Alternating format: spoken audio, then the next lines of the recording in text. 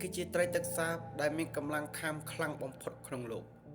អាចនិយាយបានថាវាគឺជាកំពូលអ្នកប្រមាញ់ដ៏ឃោរឃៅបំផុតនិងកំពុងតែគំរាមកំហែងជាខ្លាំងទៅដល់ប្រព័ន្ធអេកូឡូស៊ីដែលវាកំពុងតែរស់នៅ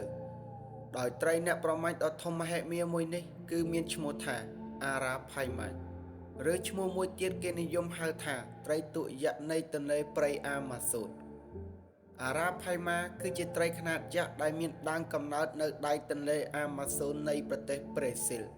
និងតាមដងស្ទឹងបឹងទន្លេជាច្រើនទៀតនៃទ្វីបអាមេរិកខាងត្បូង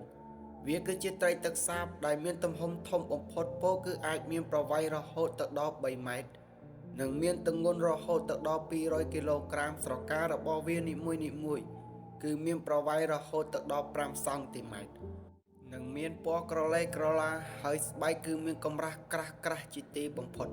សូម្បីតែត្រីពីររិនចាដែលគេល្បីថាដេញខាំសត្វដែលធំជាងខ្លួនក៏វាមិនហ៊ានចូលទៅជិតអារ៉ាផៃម៉ានោះដែរហេតុផលគឺដោយសារតែធ្មេញដ៏មុតរបស់វាគឺមិនអាចខាំមុតទម្លុះស្បែករបស់អារ៉ាផៃម៉ាបាននឹងឯងហើយបើហ៊ានចូលទៅជិតអារ៉ាផៃម៉ាផ្ដេសផ្ដាស់អាចនឹងត្រូវបានត្រីខ្នាតយក្សដ៏ធំមួយនេះដេញខាំត្របាក់ស៊ីវិញក៏ថាបានក្រៅពីនេះអារ៉ាផៃម៉ាគឺមានចំណុចពិសេសជាច្រើនទៀតដែលត្រីមួយចំនួនមិនអាចធ្វើបានដូចជាការដកដង្ហើមតាមរយៈសួតធ្វើឲ្យវាដកដង្ហើមបាននៅក្នុងតំបន់អុកស៊ីសែនទាបនិងថែមទាំងអាចដេញចាប់ចំណីនៅទីនោះបានទៀតផងចំណីរបស់វាគឺជាប្រភេទត្រីខ្នាតតូចខ្នាតធំទាំងអស់ដែលនៅចំពោះមុខចំណែកបក្សីនៅតាមមាត់ស្ទឹងមាត់ទឹកឬក៏ធ្លាក់ចូលក្នុងទឹកក៏អាចនឹងចូលខ្លះរបស់អារ៉ាផៃម៉ាបានដូចគ្នា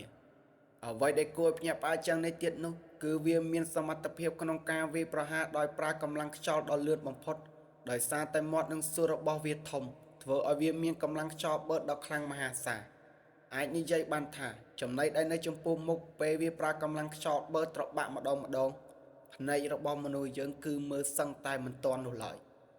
ហើយធ្មេញដ៏មុតស្រួចជាច្រើននៅតាមប្រឡោះធ្គាមរបស់វា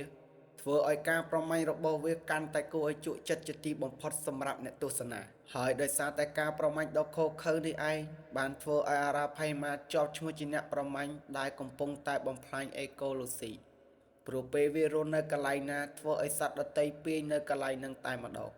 ដោយសារតែវាស៊ីច្រើនស៊ីមិនរើសចំណីស៊ីមិនចេះគិតស៊ីធ្វើឲ្យសត្វដទៃប្រឈមនឹងការផុចពូជតែយ៉ាងណាក៏ដោយទោះបីជាវាគឺជាសត្វកំពុងតែធ្វើការគំរាមកំហែងទៅសត្វជាច្រើននៅក្នុងទឹកបើសិនជាយកវាមកប្រៀបធៀបជាមួយនឹងមនុស្ស